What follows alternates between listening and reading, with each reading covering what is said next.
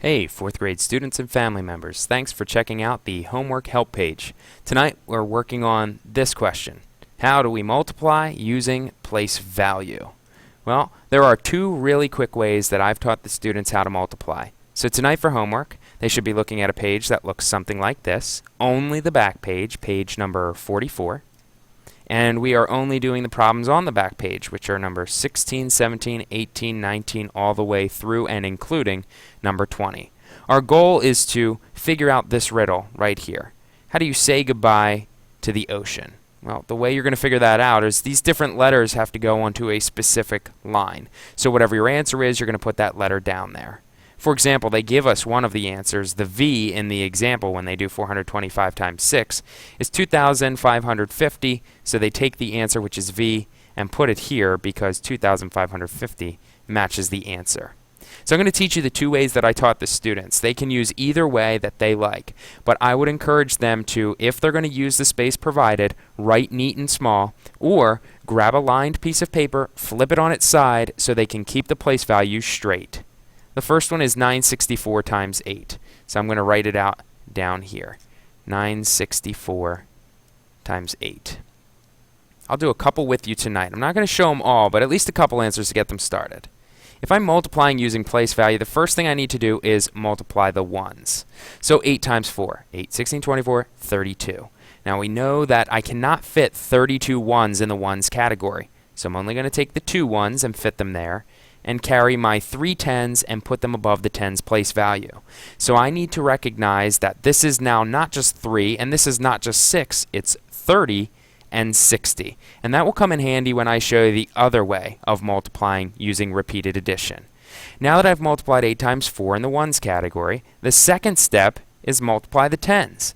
So I need to multiply 8 times 6. 8, 16, 24, then double that is 48. 48 plus 3. 49, 50, 51. Again, I cannot fit 51 into the tens category, so I carry the 5 and I bring down the 1. I recognize that this 5 is no longer worth 5. This 9 is not worth 9, but it's actually worth 500 and 900. And again, that's really important when it comes to using repeated addition. Finally, I've multiplied the ones, I've multiplied the tens. I need to multiply the hundreds. When I take 8 times 9, I know that that's 72. 72 plus 5, 73, 74, 75, 76, 77. Write it out. There's nowhere for the additional 7 to go, so I just put it right there in the thousands. So my answer should be 7,712. That is one way to do multiplication. That is using place value. The other thing we talked about today wasn't just using place value. When I opened up our lesson today and we went through a couple of different questions, this was our other question. How do we use repeated addition to multiply numbers? Well, you may be thinking, what are you talking about? It's multiplication. Why would we use addition? Let me show you on the second problem. 682 times 5.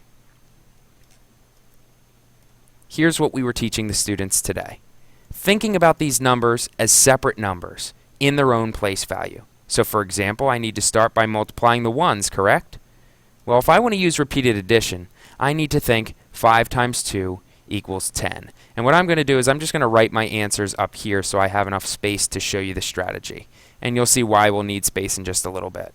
So 5 times 2 is going to equal 10. So the next step I need to do is I need to multiply the tens. However, this is when recognizing that this 8 doesn't equal 8 at all. It actually equals 80 is going to help me out and come into play. So I'm going to write an 80 up here and multiply it by 5. I taught the students a quick multiplication trick when it comes to multiplying zeros. I can take that 0, cross it out, and put it directly into my answer.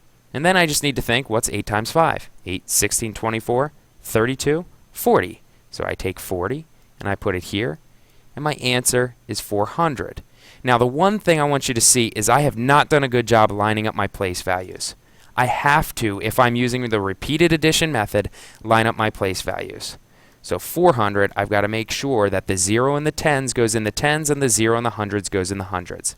Finally, I multiply the hundreds place value, recognizing once again that this 6 right here in the hundreds place value is not worth 6 at all. It's actually worth 600. So I'm going to multiply 600 times 5. Now again, you can use that multiplication trick. Take out the zeros, put them directly into your answer, line them up by the appropriate place value, and finally multiply 6 times 5. Here's a quick song. 6, 12, 18, 24, 30. Got to make sure that the 3 is in the thousands place value and the other 0 is in the hundreds. Now the reason I needed to make sure that I lined up these place values is because if I'm using the repeated addition method, I need to add all of these together.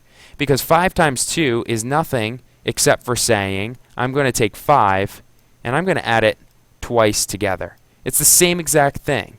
Just like if I were to take 8 5 times or 600 5 times. So now I add them up. Well, all these zeros are going to equal 0.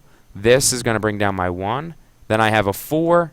And finally, a 3. So my answer for R is 3,410.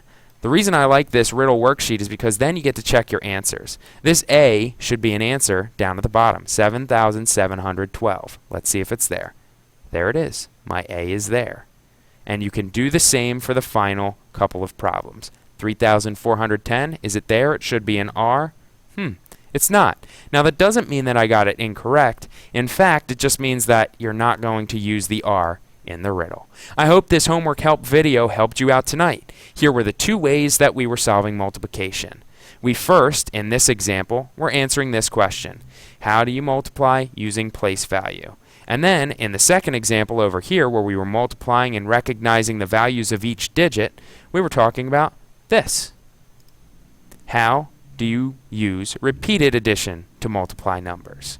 So those are our main focuses. I hope you have an opportunity to try it out tonight, and I hope this helped. Have a good night.